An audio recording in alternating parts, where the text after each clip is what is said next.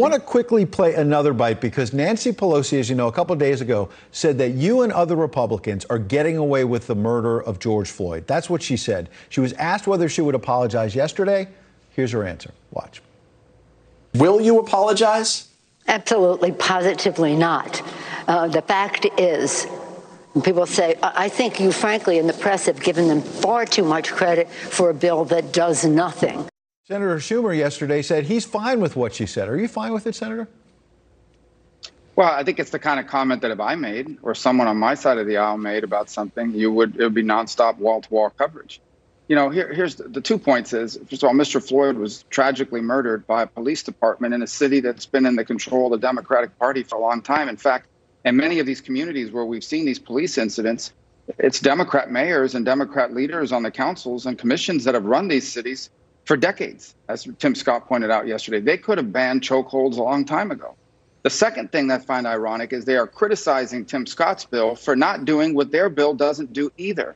Their bill puts these bans on federal agencies, and it does nothing to even try to influence in real ways what local governments would do. So, look, this is very simple. This is politics, okay? They do not want a bill to pass. What they want to do is pass a House bill and then basically create this 3 or 4 month charade arguing that the Republicans are standing in the way of it because it's a key part of their electoral strategy. And so they are not on an issue like this going to allow movement on a bill because they want the issue for the campaign. That's what's happening here. It's clear to everybody. And you're putting your finger on something really important. Was at the beginning of this debate, Democrats kept talking about how they were going to ban chokeholds without being level with the American people that they don't control local police departments. As you just said, this is just about federal police, federal agents. It's a fundamental flaw to the process, perhaps. But Tim Scott stood up, put together his bill, and now they're blocking it. Here's what he said. I'll give you a chance to react. There will be blood on the Democrats' hand. The Democrats did not believe that we would produce a quality product. This is pure race politics at its worst. That's what this comes down to. How do you react to that? So a lot, if you go back in history, people talk about there was the Southern strategy by Richard Nixon in order to, during the aftermath of the civil rights era, to win over white voters in the South.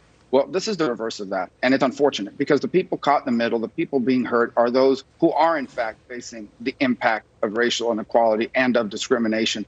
This should not be a partisan issue. They want it to be a partisan issue because they see benefit to it, but it should not be. There is nothing more un-American than racial discrimination and racial inequality, and we should address it. And the only way to address it is for everyone in America to say we want to deal with it because it impacts all of us, whether it does directly or indirectly. All of us are hurt by a country where a significant percentage of Americans feel that their lives do not matter as much and their issues are not dealt with because of the color of their skin. But at least for the next few months, and certainly for many years before now, the Democratic Party has made a decision that this is something they want as an issue, not as something that they'd like to solve. Big issue as well I want to get to quickly with General Michael Flynn. He appeared to get a big victory yesterday, as you know, when this appeals court said, yes, the Justice Department is right. The charges should finally be dropped against him. We're also learning there's new documents pouring out, one suggesting that in 2016, James Comey told then President Obama that it looked legit, the phone calls that Flynn had with the ambassador from Russia. And then look at this. Flynn's lawyers get this as well. New notes from Peter Strzok, the FBI agent at the center of it, saying it appears that Vice President Joe Biden, who was vice president at the time, personally raised the idea of the Logan Act. That became an admitted pretext to investigate General Flynn. I'm going to play a bite from Joe Biden in a moment. But first, your reaction to the fact that James Comey back in 2016 said the calls were legit, and Vice President Biden was the one who said maybe he violated the Logan Act. Let's get this investigation going. Well, I think that's exactly what the Senator Graham and the Judiciary Committee are going to be looking at, because here's the problem with it. Number one, it's obviously wrong to do that. It really sort of attacks the very foundation of how we transition power in this country peacefully. That's a point people don't understand. It is not just about politics here. When we have an election, there's a peaceful transition of power, which is critical to the success of our republic. And if that's being undermined by it is not about changing the letters on the keyboard, like allegedly, the Clinton people did, where they took out all the W's. This is far more serious than that, if true. And that's what I hope the Judiciary Committee will get to the bottom of, because this is an FBI and Justice Department matter, and it's the right place for them to examine it.